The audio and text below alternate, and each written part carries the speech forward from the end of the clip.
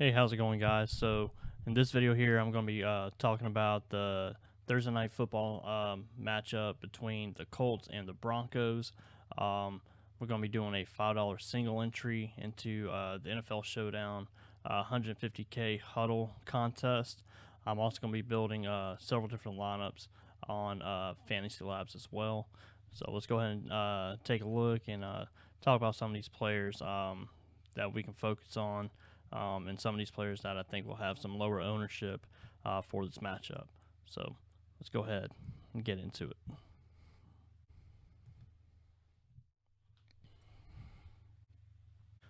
All right, as I said, it's a single entry $5 contest. Looking at the prize money here, first place is 15 grand, with second place at $7,500. So again, we're talking about the Indianapolis Colts and the Denver Broncos. Colts are probably, I'm assuming that Jonathan Taylor is going to be out. If he is going to play, it's going to be definitely, he's going to have to definitely be on a pitch count. I know it's a big matchup against Denver, but I'm going to be fading Jonathan Taylor just on the side of caution. So I'm avoiding him. Another injury of note is Shaquille Leonard for that Colts defense, not boding well for defending the run against Denver. We saw Melvin Gordon get taken out of the game for fumbling the ball a lot this season so far. But obviously Javonte Williams is out for the remainder of the season, tearing his ACL and I believe PCL. So with that being said, Gordon, if he's not in the doghouse completely, you can see a huge uptick in his carries. We also saw Mike Boone come into the game as well once Javonte Williams got hurt, and Melvin Gordon lost that fumble. 3 carries to 20 yards, pretty good average, and also caught a pass on 3 different targets. So a lot of upside there for Mike Boone. I think he's going to be one of the higher owned players in this matchup. So I'll definitely have some shares of him, but not a guy I'm going to be playing a whole lot. A guy that may end up leading the backfield if Melvin Gordon's in the doghouse, and if they don't believe that Boone's going to be a viable option for them in that backfield, is a guy they just signed off the Saints squad here, Latavius Murray. He had a pretty good performance in the absence of Kamara in that London game. 11 carries for 57 yards, 1 touchdown, also caught a pass for 8 yards for 13.5 fantasy points last week in his only appearance so far this season. Priced at $7,800. Whether or not he actually gets a healthy workload in this game, it's gonna be interesting. So this guy can definitely come out of nowhere and have a pretty big performance against that Indianapolis defense that's gonna be missing their top player at least in that linebacker position. So I got to keep an eye out on. One of the lower owned guys I think that's going to be in this lineup here is going to be Colin Granson. Saw a massive target share in week 1 against Houston at 7 targets. Hasn't exactly performed well as far as fantasy goes, with the exception of last week. Saw 4 targets with 4 receptions with a 10.2 fantasy day. Respectable at that position for being basically the second tight end in that offense behind Ali Cox. At $4,800, definitely gives you some salary relief for this matchup. A guy I'm going to be trying to fit into some lineups this week for Thursday night. And so when talking about Shaquille Leonard being out at linebacker this week, look for Russell Wilson to actually cook a little bit, especially with some over-the-middle route concepts. Finally put on the fantasy performance that we were expecting all this off season. 27.48 fantasy points, 17 for 25 pass attempts with 2 touchdowns, Got a rushing touchdown as well. Really helped out. First time we've seen Russ actually run with some conviction this season. So something to look forward to as we get further along in this season. But look to play a lot of him, as you may have seen in the thumbnail. We'll be trying to build a Russell Wilson stack. Matt Ryan here, very much the same. Finally put on a decent fantasy performance for the first time since week 1. 27 for 37 on 27 completions on 37 attempts, 2 touchdowns with 1 interception. Got us that 300-yard bonus as well at 356. Lost 2 fumbles, had 2 fumbles, lost 1 of them. Doesn't help the fantasy day at all. Basically took away that bonus, so it kind of washed it. But basically put up a 26 point fantasy day had he not turned the ball over so much. With Jonathan Taylor out, I can only expect that he's going to have to throw the ball a lot more, which really bodes well for Nahim Heinz, who's really been the pass catching back in this offense. Seen basically 5 or 6 targets every game, with the exception of last week against Tennessee. Has that upside, being that dynamic running back in this offense. Nahim Heinz is going to be a highly owned player this week for the Showdown matchup. A lot of people are going to be flocking to him, with JT most likely going to be out. If not, it's going to be a lot smaller workload, I can imagine, if he does play. But we're going to avoid him just because he's not going to be worth that $16,500 price that they have him at, with basically a bad wheel. So with Shaquille Leonard being out, usually we would like to target the tight ends, but Denver really hasn't been showing that they're going to be utilizing them too much. Maybe in this particular matchup, because they're going to be missing out on their best linebacker. As far as the Colts go, they may end up game planning towards that weakness there on that Colts defense, where they utilize Eric Saubert a little bit more, or even Alfred O, who has really been underwhelming this season so far. So let's go ahead and get into building this lineup here. I really do like Jerry Judy here at this $11,700 price point. I feel like he's been solid this year. Didn't really do too well week 2 and 3. Really saw him tap into that ceiling in week 1. Had a fairly good fantasy performance here in week 4 against the Raiders at 15.3 fantasy points. We can try and fit Courtland Sutton into this lineup as well. He's been the main guy in this offense for sure. He's really been the main guy in this offense, really putting up almost at least he's been putting up at least 15 fantasy points for the past 3 weeks.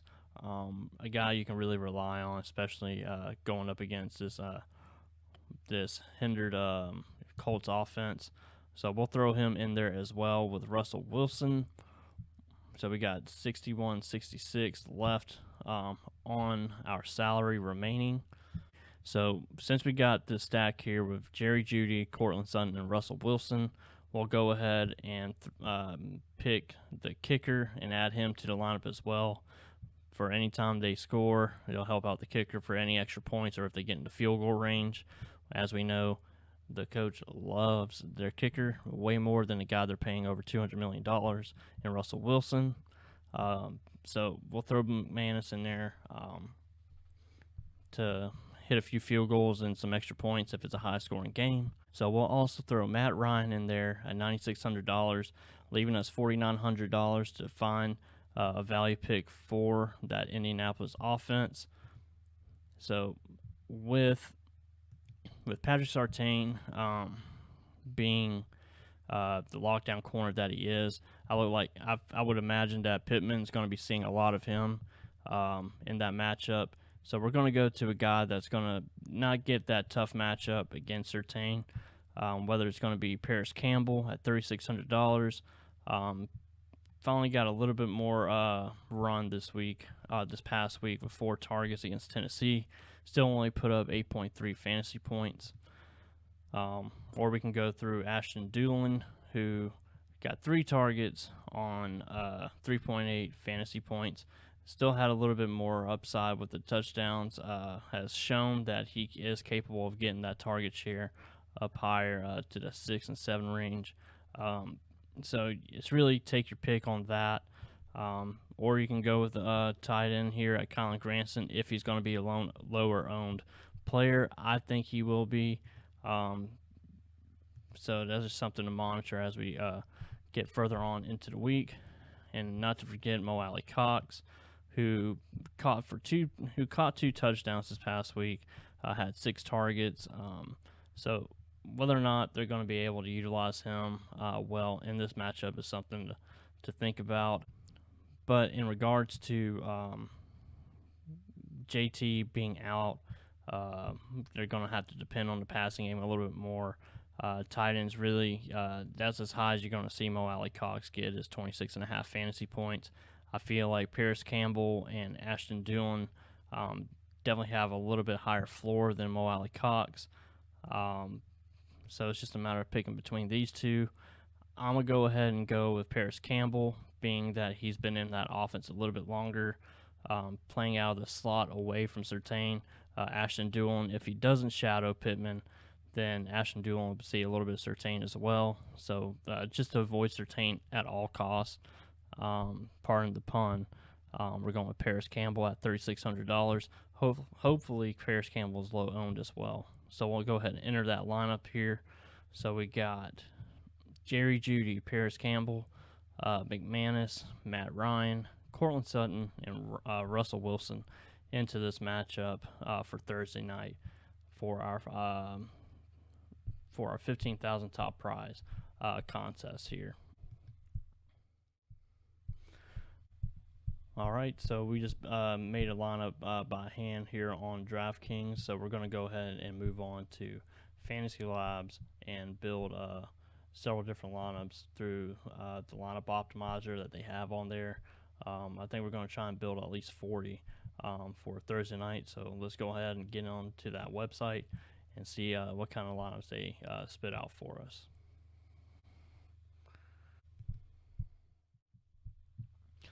All right, so I already had it set up to where it just goes straight to the rules. So with Fantasy Labs, you tell it the parameters that you want to set for any of the positions. We don't want to play kicker or defense for the captain position. I like to play no more than 4 from a single team here. So we'd like to include one player that's going to be low ownership. So include exactly one player, whether it's running back, receiver, or tight end, where the ownership or projected ownership is lower than, say, 10%. All right, so we'll go with that. Again, no defense or kicker for the captain's positions. We won't have a max ownership just because it's going to be such a tight pool to pull from. I always like to set my range of outcomes to 15%, no matter what. That way, you can get a little bit more ceiling into your lineups.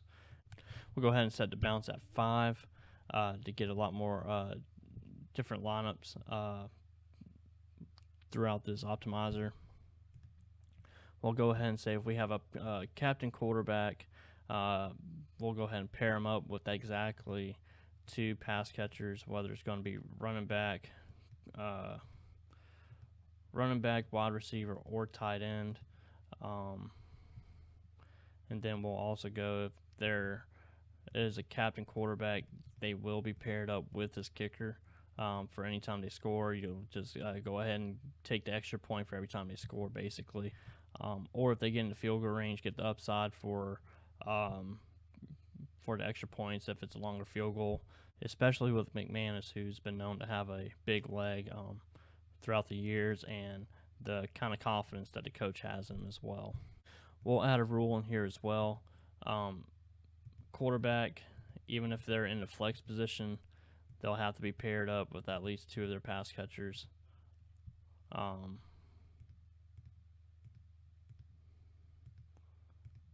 Or the captain as well. Let's see what I spits out so far. We'll go ahead and go 40 lineups for the ceiling. And Russell Wilson's going to be the top exposed player. He's going to be in every single lineup. Let's see who's our top captain. Is Courtland Sutton. Again, as I said, Nahim Heinz is going to be a big option for the optimal guy in that offense. So they didn't include Murray here because he's not in the player pool yet with the most recent signing. They have Mike Boone being projected more, I would assume, over Melvin Gordon, being that he's in the doghouse. But just a quick look at how I build lineups on Fantasy Labs for Thursday night matchups. So yeah, always set it to ceiling as well to get the most out of it, to get the most points out of the entire matchup here. All right, and just like that, we made 40 different lineups for Thursday Night Football through Fantasy Labs. Really trying to capture all the ceiling that we can. Hopefully, it'll work out for us well this week. All right, so I just went over the Thursday Night Football matchup between the Colts and the Broncos. Went over the majority of the players that I'm going to be trying to play this week for that matchup. So thank you guys for watching. If you haven't already, subscribe to the channel. Drop a comment on who you're going to be playing in the captain's position in your lineups for Thursday Night Football this week. Again, thank you guys for watching. Stay tuned and check out the videos that I'm going to be releasing later on this week. Thank you so much.